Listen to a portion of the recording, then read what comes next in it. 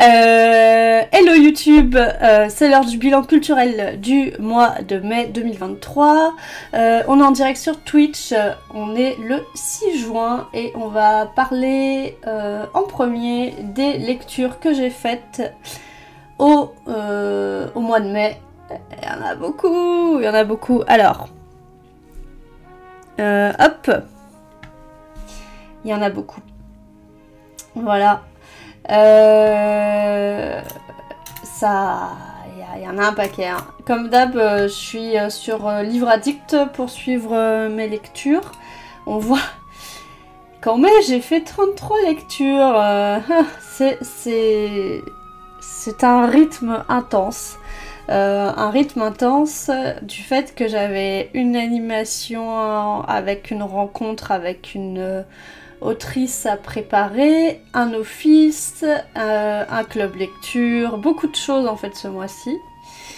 Je suis pas mécontente que les mois qui arrivent vont être un peu plus calmes en termes de nombre de lectures et surtout aussi en termes de choix parce que alors j'ai fait pas mal de lectures plaisir hein. Avril, mai, on commence ici avec Demon Slayer 16 parce que oui j'ai quand même lu des choses pour moi mais j'en ai lu aussi pas mal pour le travail. Hop. Voilà, on s'arrête à Lily Media Luna, voilà, donc ça fait beaucoup de choses. Et donc, comme depuis plusieurs mois, je vais pas parler de toutes mes lectures parce que ça ferait trop long et c'est insupportable de m'écouter blablater pendant autant de temps. Mais j'en ai sélectionné quelques-uns, en sachant qu'aujourd'hui je vais parler de... Il n'y a pas de roman dont je vais parler que de bande dessinée adultes et de manga. Et par contre j'ai des posts Insta dont un qui va sortir aujourd'hui sur de la BD jeunesse, donc si vous voulez retrouver mes avis, mes petites chroniques sur... des BD jeunesse que j'ai lu ce mois-ci, il va en avoir sur Instagram. Hop. Alors, on commence. Voilà. Wow. Un livre à moi. C'était celui qui a eu le fauve à Angoulême cette année, La couleur des choses de Martin Panchaud chez Sayla. Du coup je me le suis acheté parce que j'en ai entendu beaucoup de bien et que je me dis que c'était un objet à avoir dans ma bibliothèque parce que vraiment il est assez particulier et que du coup c'est un exemple de narration assez différente de ce qu'on retrouve dans la bande dessinée. La couleur des choses, du coup je vous fais le résumé qui est... On va retrouver là sur la 4ème de couverture et donc le résumé sur Livre Addict aussi. Simon, un jeune anglais de 14 ans un peu rondouillard, est harcelé par les jeunes de son quartier qui lui donnent toutes sortes de corvées. Un jour qu'il fait les courses pour une liseuse de bonne aventure, celle-ci lui révèle quels vont être les gagnants de la prestigieuse course de chevaux du Royal Ascot. Simon mise alors secrètement toutes les économies de son père et gagne plus de 16 millions de livres. C'est alors que ses problèmes vont commencer. Voilà, donc un pitch somme toute assez classique, mais pour une bande dessinée qui est toute particulière. Ah bah, Ronron se casse. Voilà. On va pas retrouver un gaufrier traditionnel ou même des belles planches avec des grosses bulles. Hop. Voilà. On va avoir... un plan vue de dessus à chaque fois. Ces petits ronds, ce sont les personnages et le texte à côté c'est les bulles en fait. Ce sont les phylactères.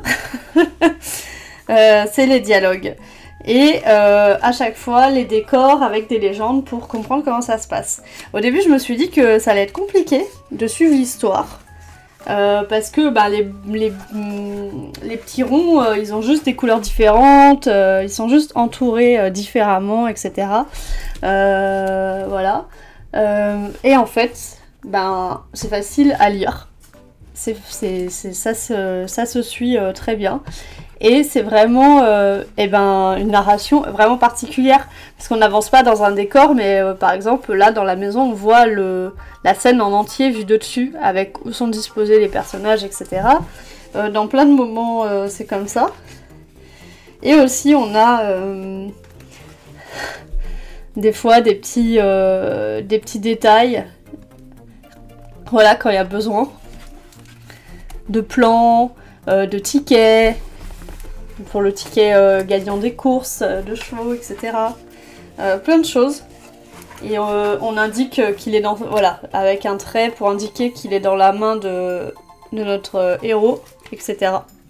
C'est très original. Moi, j'ai jamais lu quelque chose comme ça.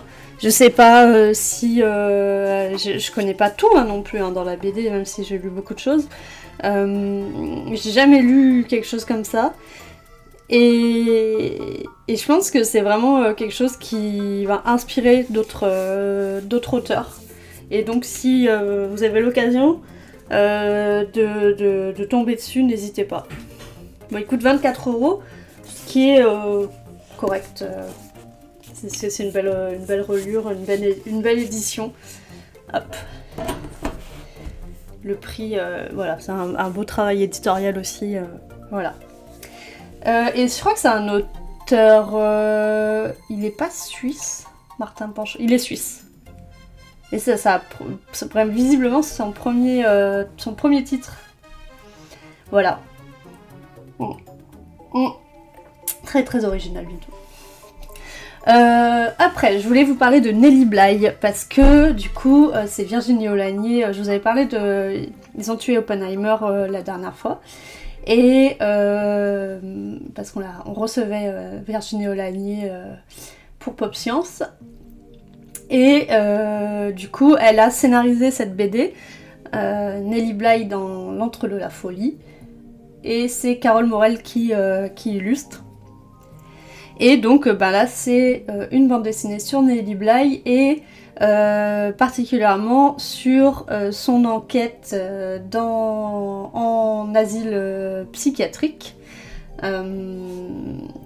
Voilà, pareil, je vous lis le pitch. Pour mener son enquête, elle se fera passer pour folle. Nelly Bly est complètement folle. Sans cesse, elle répète vouloir retrouver ses troncs. Personne n'arrive à saisir le sens de ses propos, car en réalité, tout cela n'est qu'une vaste supercherie. Nelly cherche à se faire interner dans l'asile psychiatrique de Blackwell à New York dans le but d'y enquêter sur les conditions de vie de ses résidentes. Y parvenant avec une facilité déconcertante, elle découvre un univers glacial, sadique et misogyne, où ne pas parfaitement remplir le rôle assigné aux femmes leur suffit à être désignées comme aliénées. L'histoire vraie de la pionnière du journalisme d'investigation et du reportage clandestin, un récit poignant porté par le mépris de l'injustice et des persécutions enrobées d'un graphisme élégant.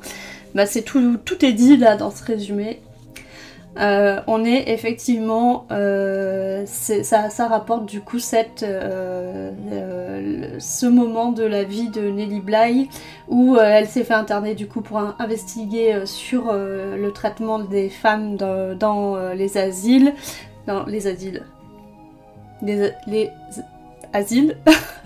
Cette liaison ne va pas du tout. Donc c'était quelque chose dont on savait déjà qu'il se passait... visiblement, il y avait des traitements qui n'étaient pas corrects, etc. Elle était vraiment déjà dans des enquêtes en général de société, sur les conditions des travailleurs et des travailleuses, de plein de choses, et elle se faisait déjà embaucher par exemple dans des usines, etc. Et là elle allait encore plus loin en se faisant interner, elle n'a pas eu aucune difficulté pour se faire interner. et ce qui prouvait bien que en fait c'était juste un endroit où mettre les femmes dont on savait pas quoi faire et que certaines devenaient folles à force d'être là-bas en fait.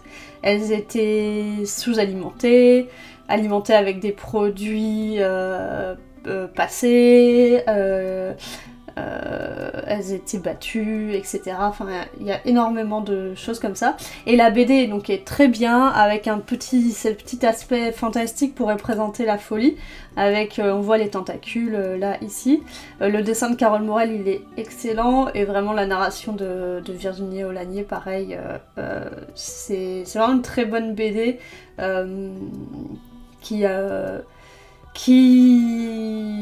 je trouve est parfaite pour la biographie, c'est-à-dire qu'elle n'essaye pas de montrer toute la vie de quelqu'un, elle prend un moment intéressant de cette vie et elle en fait... Enfin, on aurait dit que c'était une fiction... je l'aurais cru, c'est-à-dire que c'est écrit comme de la fiction et du coup ça donne un intérêt tout particulier. Voilà. Hop, et Virginie Olanier, elle est incroyablement gentille et franchement, let's go, hein. Let's go lire tous ses livres.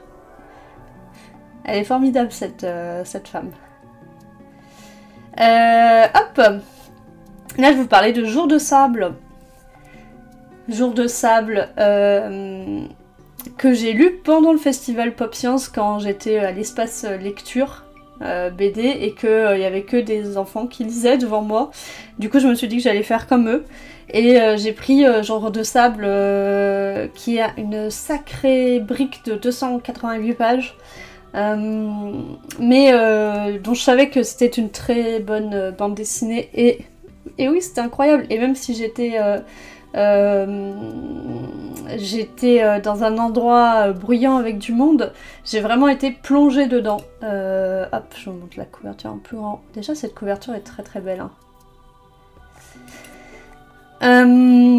Alors, je vous lis le résumé. Washington 1937, John Clark, journaliste, photoreporter de 22 ans, est engagé par la Farm Security Administration, l'organisme gouvernemental chargé d'aider les fermiers victimes de la Grande Dépression. Sa mission ? Témoigner de la situation dramatique des agriculteurs du Dust Bowl, situé à cheval sur l'Oklahoma, le Kansas et le Texas. Cette région est frappée par la sécheresse et les tempêtes de sable plongent les habitants dans la misère. En Oklahoma, John tente de se faire accepter par la population. Au cours de son séjour, qui prend la forme d'un voyage initiatique, il devient ami avec une jeune femme, Betty. Grâce à elle, il prend conscience du drame humain provoqué par la crise économique, mais il remet en question son rôle social et son travail de photographe. Voilà, juste un jeune photographe effectivement qui va aller prendre des photos de ces tempêtes de sable et il a tout un cahier des charges, genre tu dois prendre en photo un animal mort ou tu dois prendre en photo une famille sur le départ, tu dois prendre en photo un bébé, un enfant qui a faim, des trucs comme ça, tu dois prendre en photo un intérieur, tu dois prendre... En fait, il a tout un cahier des charges de l'organisation et du coup c'est des photos qui seront utilisées pour montrer que c'est dramatique ce qui se passe là-bas. Et du coup il arrive mais il va falloir effectivement qu'il se familiarise un peu avec les gens pour réussir à les prendre en photo, parce que les gens ils sont hyper méfiants parce qu'ils ont complètement été abandonnés. Et c'est vraiment un ouvrage magnifique, chapitré avec qui commence toujours par une magnifique photo. De vraies photos de ce moment-là, de cette époque, et elles sont incroyables. Je prenais en photo les pages. Je prenais en photo les pages tellement c'était beau. Et c'était c'était hyper beau sur un sujet que je ne connaissais pas. Et du coup, à la fois avec ce travail photographique et ce travail d'illustration qui était magnifique, Coucou Extra. Exta, coucou Exta. Vraiment, j'aimerais bien vous montrer des images un petit peu des planches. Alors attendez.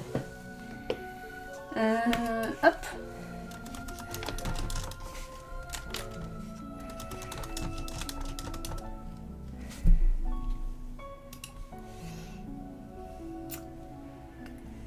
Alors, est-ce que...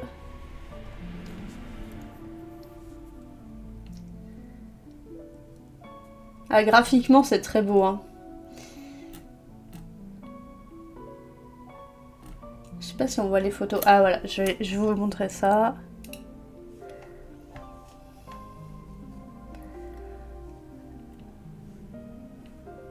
Donc, on voit un peu...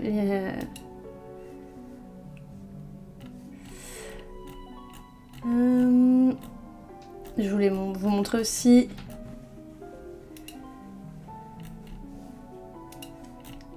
les photos. Ça, voilà, ça c'est des photos qui sont oh là là,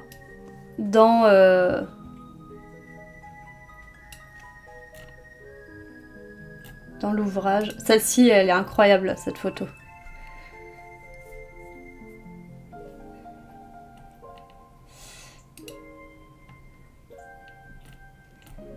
Et ça commence par on le voit effectivement visiblement enterrer quelqu'un. Et on apprendra qu'à la fin qui c'est. Voilà, vraiment c'est un ouvrage absolument magnifique. Cette photo, elle m'a un peu bouleversée. Hein. Hop. Voilà, donc si vous aimez la bande dessinée et la photo,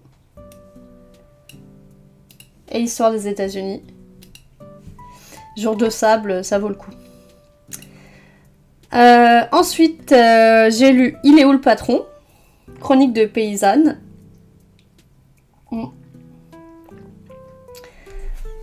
Qui est une BD écrite par du coup Les Paysannes en colère et illustrée et remis en forme par Maud Bénézite, qui est elle illustratrice. Les Paysannes en colère, c'est un collectif qui s'est formé pour lutter contre le sexisme dans le milieu de l'agriculture. Voilà, un album écrit collectivement par 5 paysannes et une dessinatrice basée sur des faits réels. Au fil d'une saison agricole dans un petit village de moyenne montagne, 3 femmes paysannes voisines de marché se rencontrent, s'entraident et se lient d'amitié. En partageant les expériences, ces femmes se donnent la force de faire entendre une autre voix que celle du patriarcat. Ces 3 personnages qui sont fictifs, parce qu'en fait les paysannes en polaire elles sont beaucoup plus, mais qui témoignent de plusieurs... faits qu'ont vécu les filles dans ce milieu-là. Du coup, on va suivre une qui va reprendre, celle-ci qui reprend la ferme d'un homme qui va partir à la retraite. Voilà. Je crois que c'est des brebis, je crois, quelque chose comme ça. Bon, bref, un élevage. Elle qui vit en coloc et avec un mec, est en couple avec une femme et qui est apicultrice, et une autre, je crois que je sais plus si elle élève des chèvres, des vaches, bon bref, aussi éleveuse, avec pour le coup son mari et ses enfants. Et donc c'est des situations assez différentes qu'elles vont vivre de sexisme plus ou moins ordinaire, que ce soit leur difficulté pour s'installer, le fait que les personnes qui sont censées leur donner les aides aux installations, les choses comme ça, vont moins les prendre au sérieux, vont moins les trouver crédibles dans leur démarche. Le fait que quand elles sont... sur le marché pour vendre leurs produits, on va leur demander il est où le patron, en fait c'est une phrase qu'on va entendre très souvent, ou alors leur dire ah ben vous saluerez le patron pour moi, vos produits sont excellents, etc.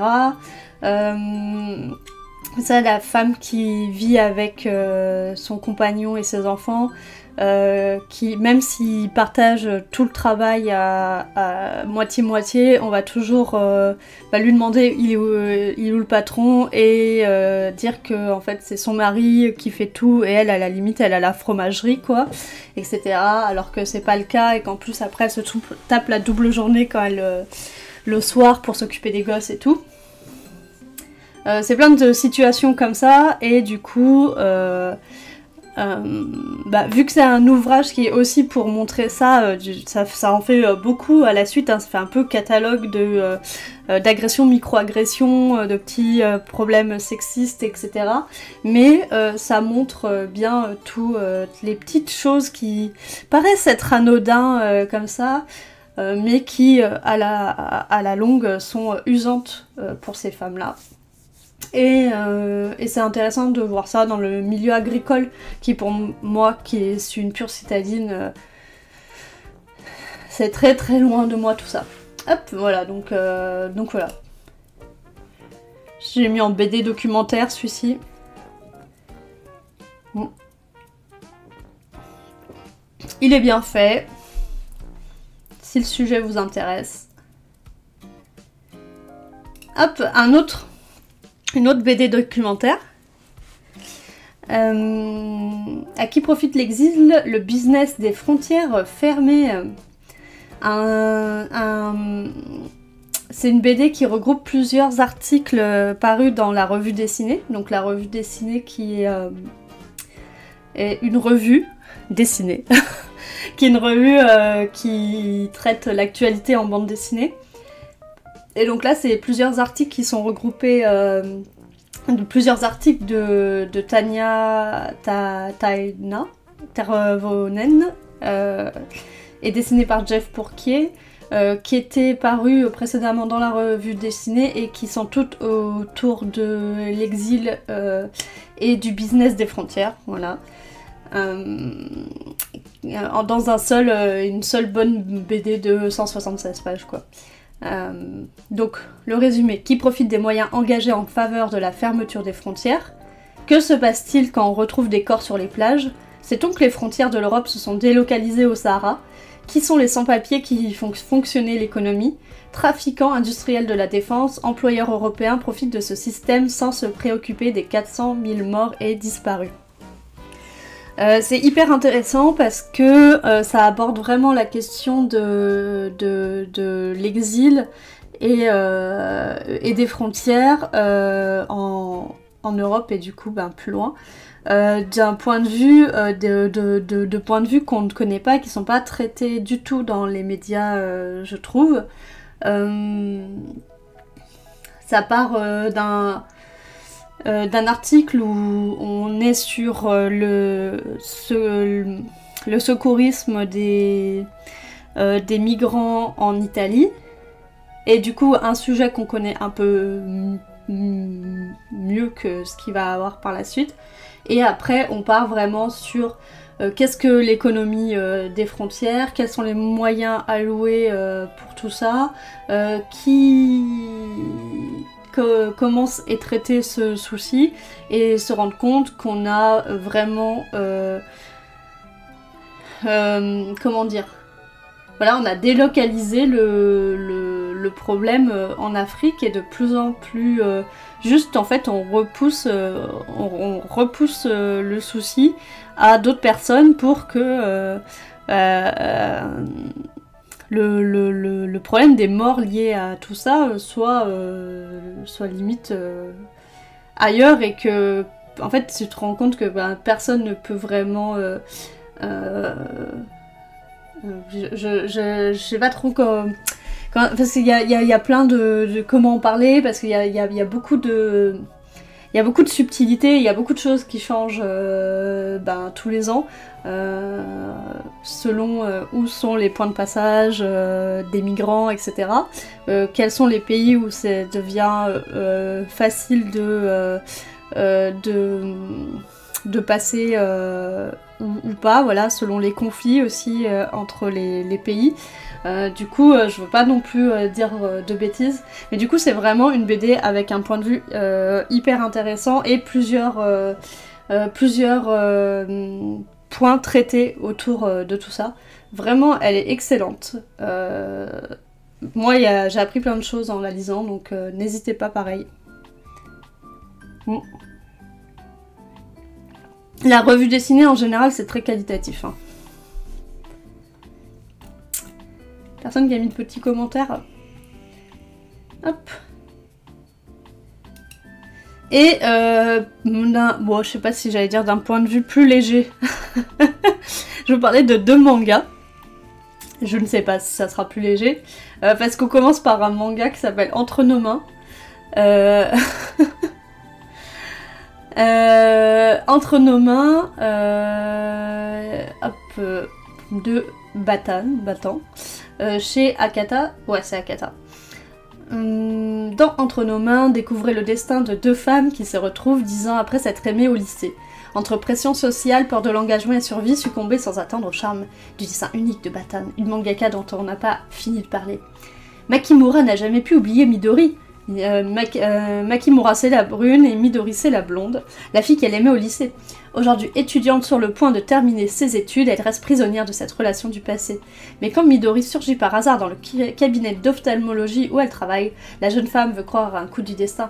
Mais la vie prend parfois des détours compliqués. Et devenue adulte, Midori est-elle prête à enfin s'engager ouvertement aux yeux de tous ? Oui, 2 filles qui sont sorties ensemble au lycée. Quand le lycée s'achève, Midori dit au revoir à Makimura. Genre, oh c'était sympa, on s'est bien amusé, mais bon maintenant faut que je me marie avec un homme et que je fasse des gosses et que je sois femme au foyer. Comme la société l'attend de moi. Et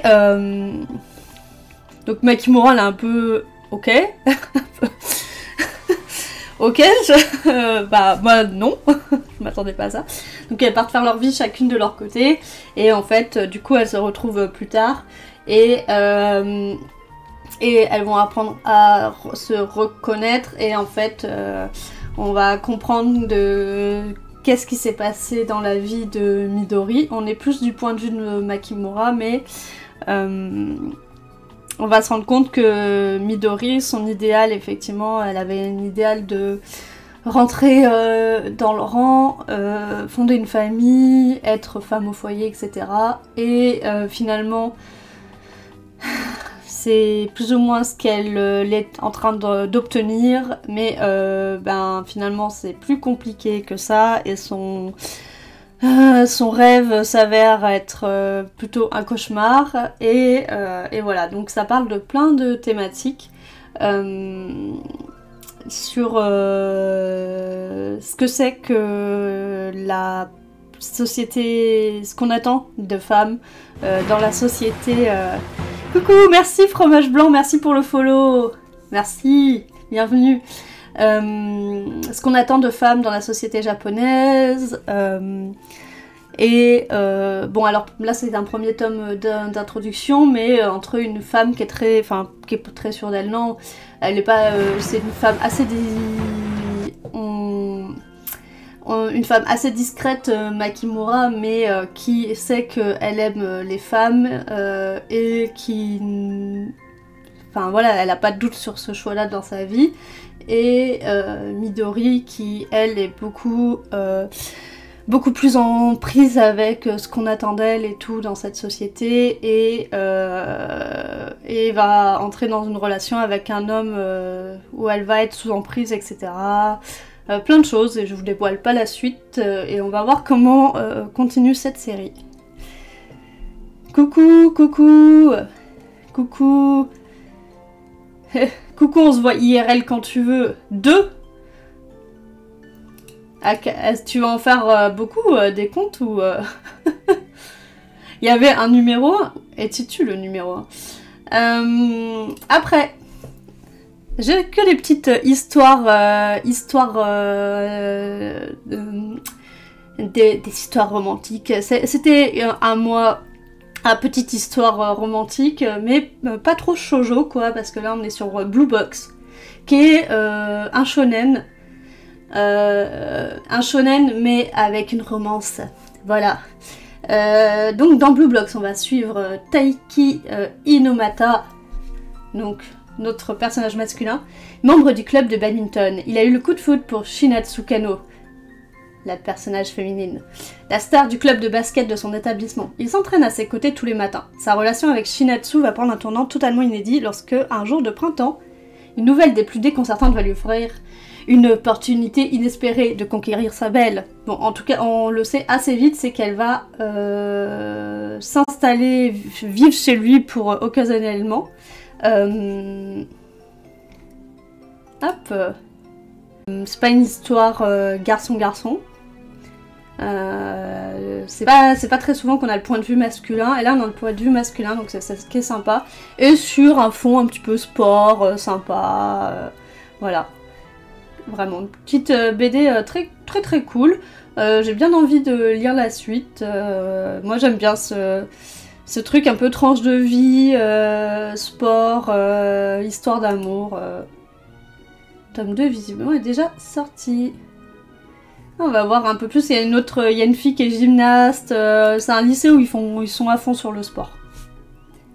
Et là, on va parler du cinéma. Je crois que le fromage blanc a tourné. Ah là là. Mais ils me font... ils viennent me faire des follow. Hein. Ils sont sympas.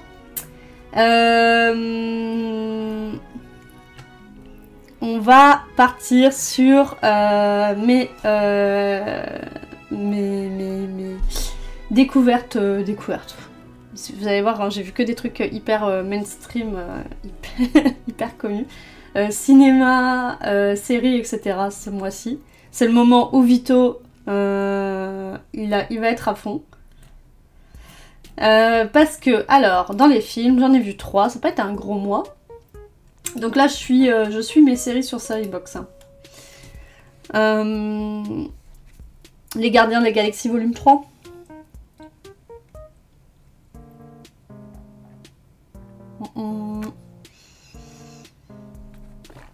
Les Gardiens de la Galaxie.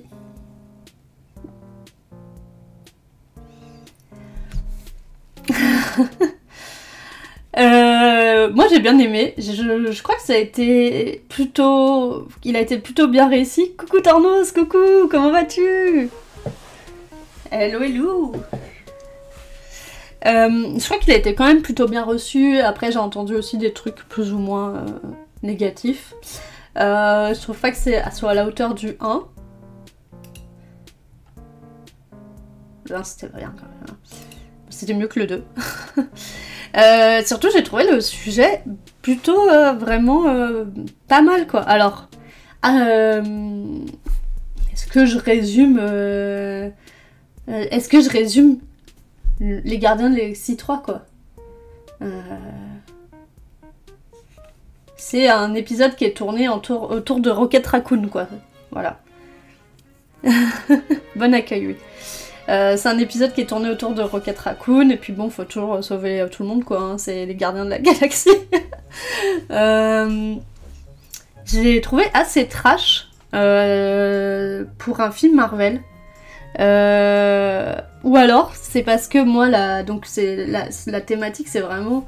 c'est la protection animale, quoi. C'est les expériences faites sur les animaux, etc. Et peut-être que c'est parce que c'est un sujet qui me touche particulièrement et sur lequel je suis très sensible. Mais du coup, j'ai trouvé assez dur, hein, assez trash, assez dur. T'as mis petit bébou qui pleure, Vito, ouais. c'est un peu... Moi, ça a été un peu de beaucoup de chialade, hein. Beaucoup de chialade. Et du coup, bon, voilà, je l'ai trouvé bien, hein. Je l'ai trouvé bien. Bon. Après, le problème, c'est toujours que, ben, du coup, il y a Chris Pratt. Et Chris Pratt, je déteste. Et du coup, il y a des grands moments... En vrai, j'étais contente, du coup, que ça soit pas trop centré sur lui. Mais il y a des moments où je suis là en mode je sors du film parce que je vois Chris Pratt. Et je suis là, oh putain, son personnage est extrêmement sympathique et pourtant lui je le déteste et je suis en mode dissonance cognitive et tout, je suis là. Mais à part ça, franchement j'ai pas grand chose à dire, à part que voilà. Coucou Ripsou, oh il y a encore le bon anniversaire d'affiliation. Hello hello. Coucou. Voilà. Ah, je peux dire que je l'ai vu en VO aussi. Ouais, je pense que celui-là, je le reverrai avec plaisir. Contrairement à plein de films Marvel que je suis allée voir pour cocher, que je les ai vus, celui-là, je le reverrai avec plaisir. Wesh la street.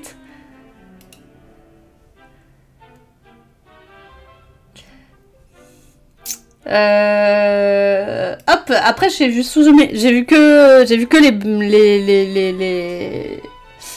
les gros films hein, ce mois-ci. Donc Suzume, le nouveau film de Makoto Shinkai, vous savez c'est celui qui avait fait Know Your Name, je suppose que vous connaissez. Beaucoup aimé, ça va être difficile de le revoir. Ouais, il était dur, hein. Il était dur.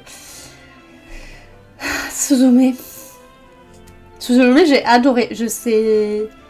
Alors, franchement, je sais pas si j'ai pas encore plus aimé que Your Name. J'avais vu Les Enfants du Temps aussi que j'avais beaucoup aimé aussi. Ça, j'ai pas vu. Your Name, il était exceptionnel quand même, hein. Mais je sais pas, j'ai beaucoup aimé... Suzume. On va faire le résumé. Dans une petite ville paisible de Kyushu, une jeune fille de 17 ans, Suzume, rencontre un homme qui dit voyager afin de chercher une porte. Décidant de le suivre dans les montagnes, elle découvre une unique porte délabrée tournant au milieu des ruines, seul vestige ayant survécu au passage du temps.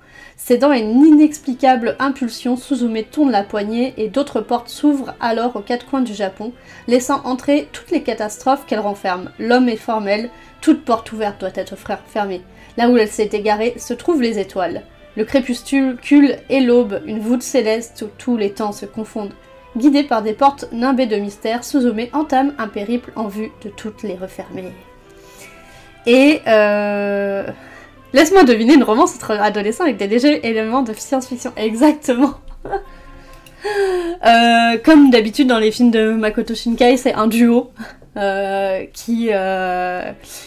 qui doivent à la fois sauver le monde et se retrouver.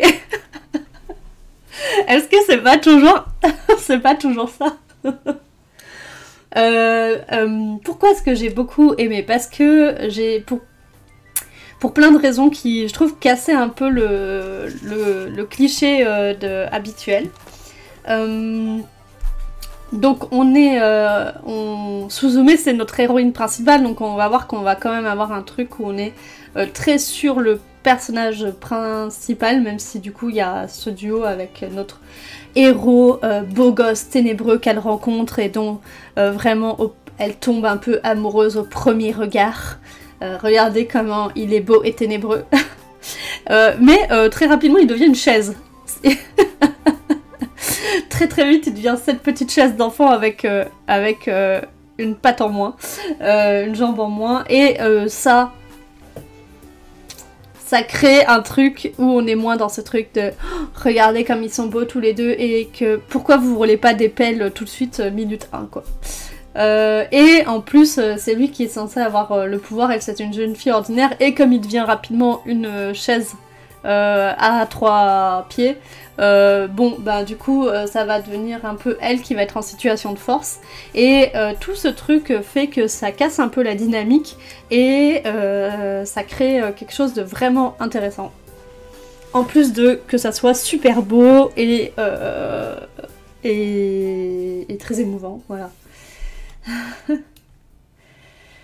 Voilà, bon après, il y a ce petit personnage de petit chat adorable qui va foutre le sbeul et que tu ne sais pas si tu dois l'aimer ou le détester.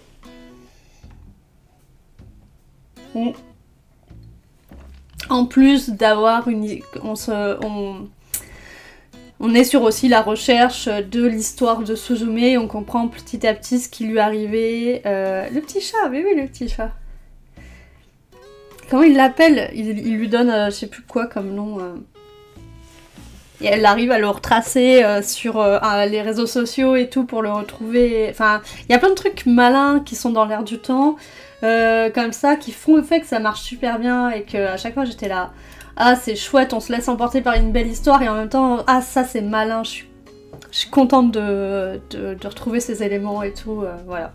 Donc j'ai beaucoup aimé. Si vous êtes... si vous avez aimé Your Name, vous aimerez normalement. Hein.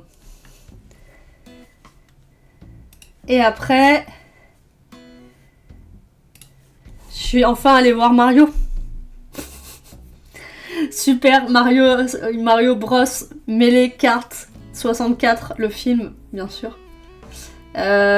Super Mario Bros. Le film. À force que tout le monde me dise c'est bien, vas-y et tout. T'as toujours pas vu le film Mario alors que je fais des putains de mercredis Mario Kart ou des mercredis jeux vidéo Mario à la bibliothèque. J'allais pas le... Enfin voilà, au début moi j'attendais vraiment d'avoir des retours parce que je pense que comme tout le monde on a très très peur avec ce genre de licences quand elles sont adaptées au cinéma. Bon après c'était une collaboration Nintendo et Illumination. À la base c'est quand même une boîte française. Donc il y avait peu de doute que ça soit quand même assez qualitatif.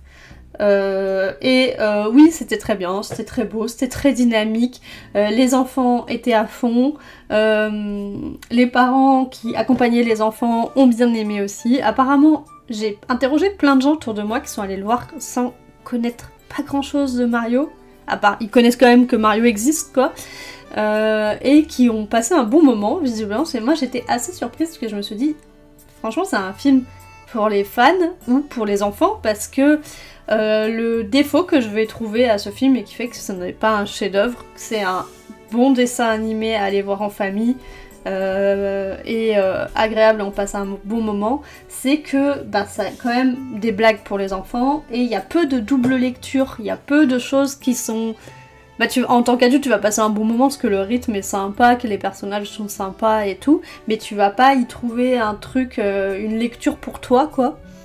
Quelque chose qui va te toucher toi, voilà.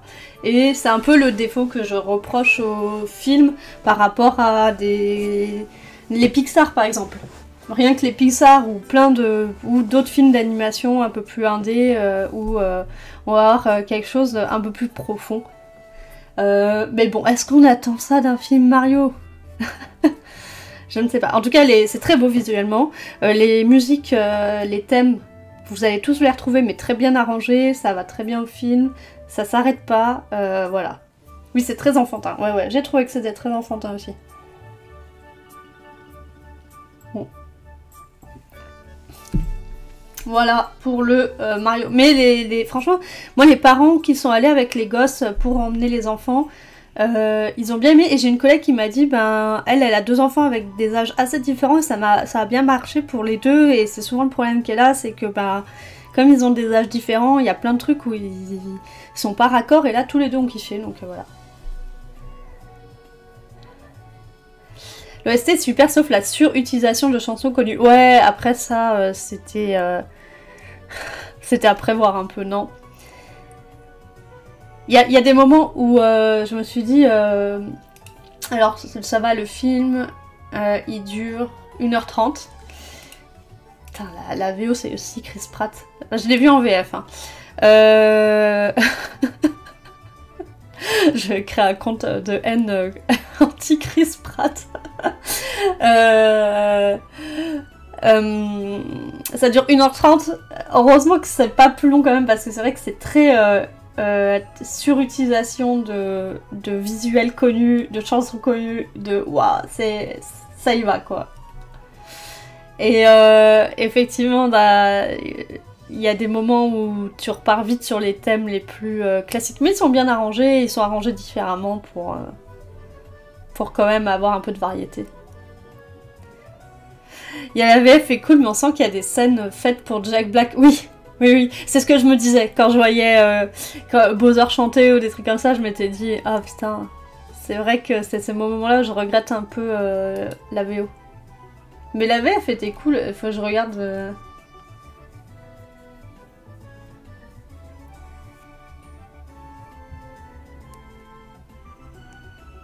Après, ils ont pris les vrais doubleurs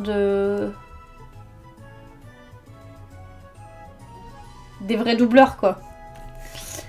Hop. Et enfin, on va finir avec les séries. Ça a fait un immense carton en tout cas. Ah ouais, ça continue. Mais en tout cas, moi, tout mon entourage, j'ai l'impression que tout le monde l'a vu. C'est ouf. Alors que dernièrement, les gens ne sont pas allés tant au cinéma que ça.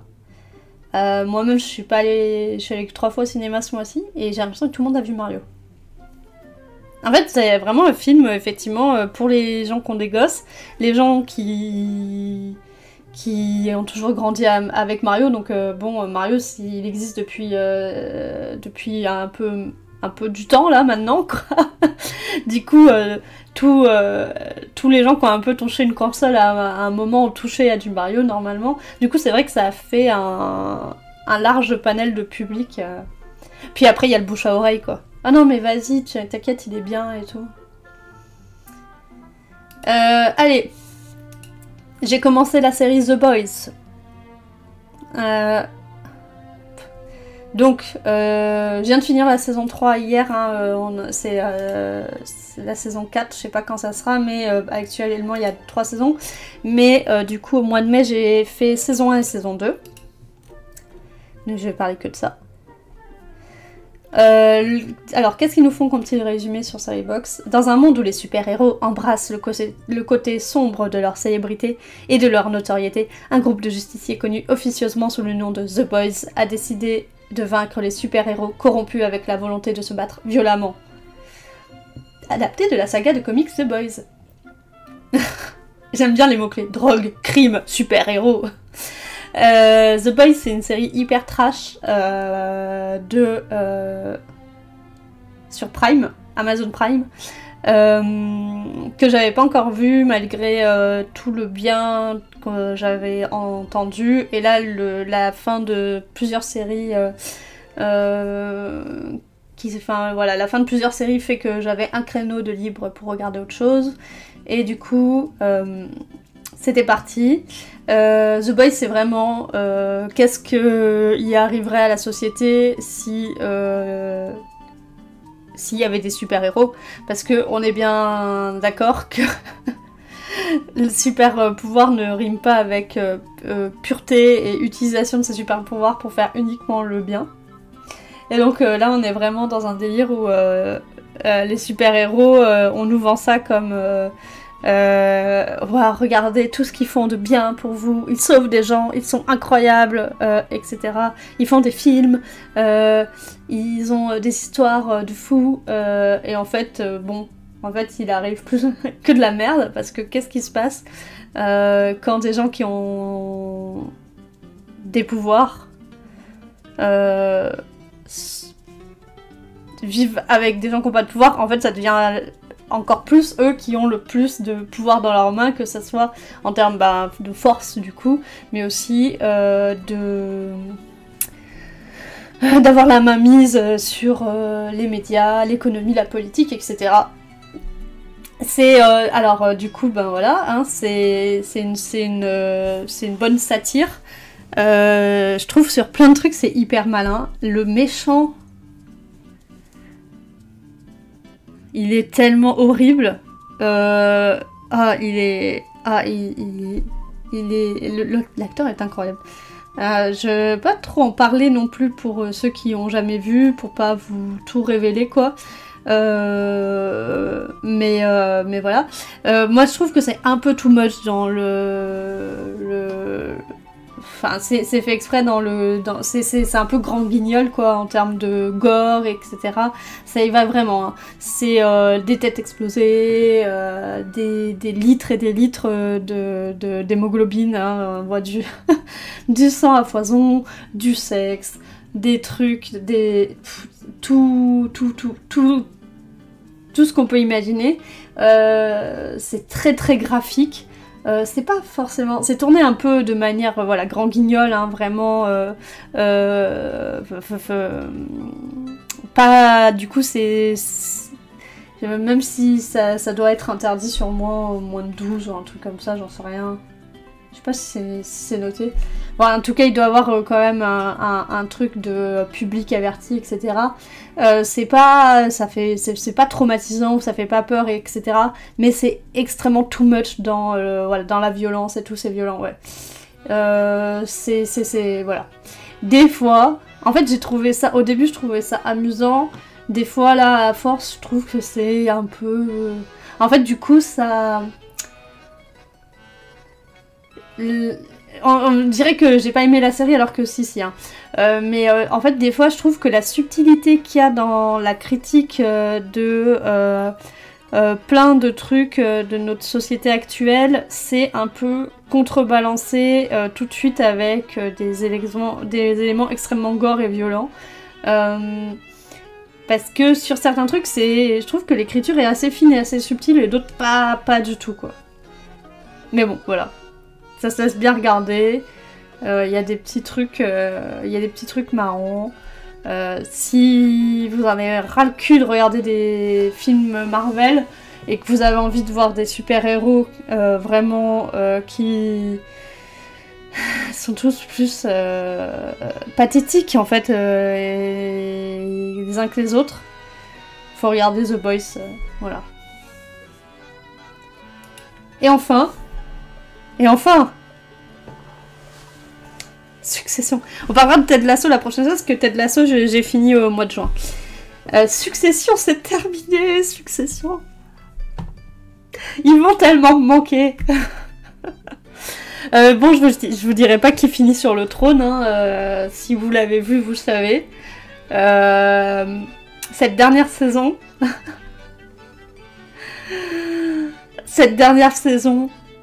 Elle est incroyable. Cette dernière saison, je trouve, c'est sans doute la meilleure. Je sais pas si c'est la meilleure. Mais en tout cas, tous les épisodes sont incroyables. Pour dire, le dernier épisode, il est très bien. C'est peut-être le moins bon de toute la saison. Elles sont toutes... Et...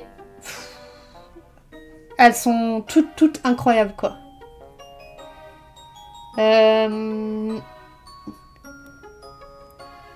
C'est le 3, hein. Ouais.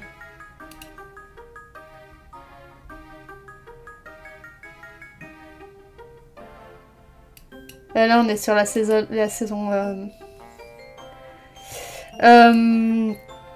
Ouais.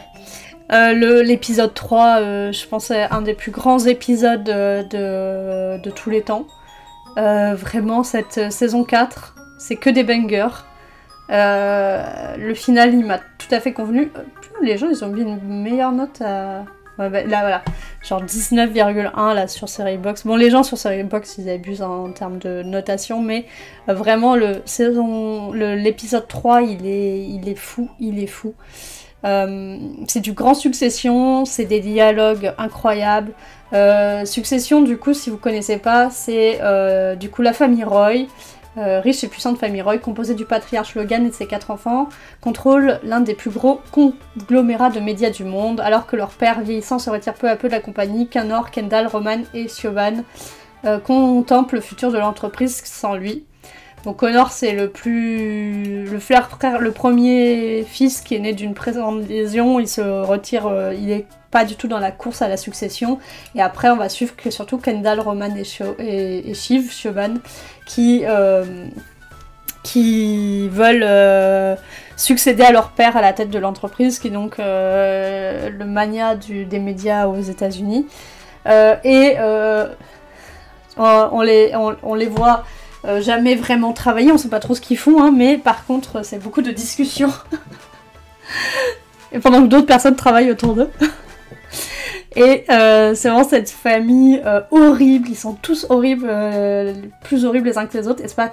Là, ça va vraiment être une série où vous allez en détester un épisode, puis finalement après c'est votre chouchou l'épisode d'après. Les dialogues, ils s'envoient des trucs à la gueule tout le long. C'est écrit tellement finement. Ça est vraiment... c'est incroyable. Enfin, vraiment, les dialoguistes, c'est que des répliques cultes sur répliques cultes. Ouais, ils bossent jamais. On les voit pas bosser, quoi. C'est... particulièrement Roman, je sais pas ce qu'il fait. De toute façon, leur boulot, c'est principalement de dialoguer et de négocier des trucs, hein. Et de prendre le jet. Les acteurs, ils sont fous. Voilà. Et bon, bah, si vous voulez savoir, on a tous... Du coup, c'est un épisode à t'as ton personnage chouchou. Si vous voulez savoir, moi, mon personnage préféré, c'est le personnage de Tom, qui est donc le mari de Shiv, qui, lui, est un mec qui vient pas qui est pas né avec une cuillère en argent dans la bouche, comme les autres, là. Et qui va s'extraire de sa classe sociale et qui est vraiment un mec qui... pour lui, tous les coups sont permis, quoi. C'est vraiment une ordure finie. Il est incroyable, son duo avec Greg, c'est vraiment c'est les éléments un peu comiques. En vrai, c'est un truc très dramatique, c'est une série très dramatique avec énormément de moments très comiques, voilà. Et donc ça s'est terminé. Et je suis triste. Voilà. Et la musique aussi, elle est incroyable, le générique est fou. Le compositeur, apparemment, il composait après que les épisodes ils aient été tournés pour composer sur les images, ce qui est pas très courant et tout. Sur l'épisode 3, il y a aussi un making-of qui a été fait, qui peut regarder. Enfin bon, bref, il y a beaucoup de ressources si vous voulez vous intéresser à Succession. Je crois qu'il y a un podcast dessus. Il y a beaucoup, on a vu beaucoup les acteurs parler dans tous les médias et tout, vraiment. Et du coup aussi, je suivais je vous en ai parlé de PIC TV. Hop. Le podcast d'Anaïs Bordage et Marie Telling qui, du coup, pendant cette dernière saison de Succession, décortiquait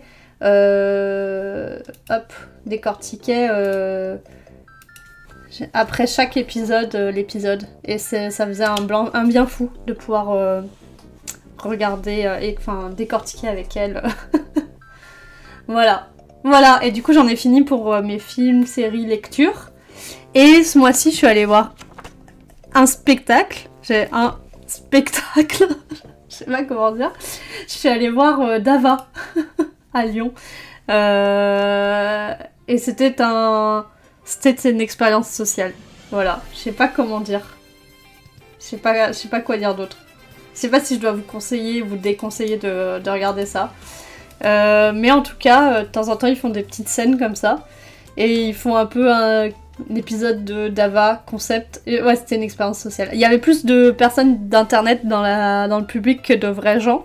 Et à la fin, il y avait même eu le jury du festival du... Je crois que c'était le festival du... Je sais plus. Un festival de films qui a à Lyon. Et il y avait genre Marc Fraise et tout. Et des personnes comme ça, un peu connues, qui venaient remettre un prix, mais rien n'était préparé et il n'y avait pas les gens dans la... Enfin bon bref, tout était catastrophique et en même temps incroyable. C'était un peu du malaise et du génie à la fois. Voilà, si vous voulez regarder Dava, on va pas regarder là. C'est pareil, je peux même pas l'expliquer. Je peux même pas... Qu'est-ce qu'ils disent? Sacha Béard et Augustin Sakel-Popoulos, qui sont les deux personnes qui sont Dava.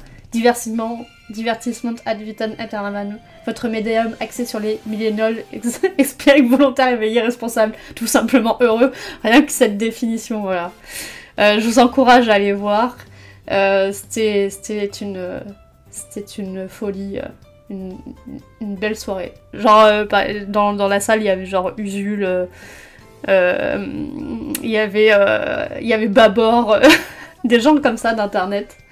Je pense que là-bas, c'est les gens qui font rire que les gens de YouTube et d'internet, quoi. Il y avait que des jeunes hipsters dans la salle. Et voilà. Hop, et ben voilà, c'est tout pour mon mois de mai. Hop. On arrive tranquillement à 11h, l'heure où je dois quitter, tranquille. Je connais même pas... Non mais... Regarde une vidéo courte et tu vas savoir très vite si c'est un truc qui t'amuse ou pas du tout. Ou si juste si ça t'amuse ou si ça t'atterre. Je suis dépassée. Ah là là, c'est le lore du lore d'internet, quoi. Hop, voilà. Et du coup, ben... le mois prochain, on pourra parler de Ted Lasso, hein, du final de Ted Lasso. Et de plein de belles lectures. Et j'aimerais bien retourner au cinéma, j'aimerais bien voir le Spider-Man, là. Voilà, on va essayer de faire des trucs un petit peu. Quand même. Voilà. Bah c'est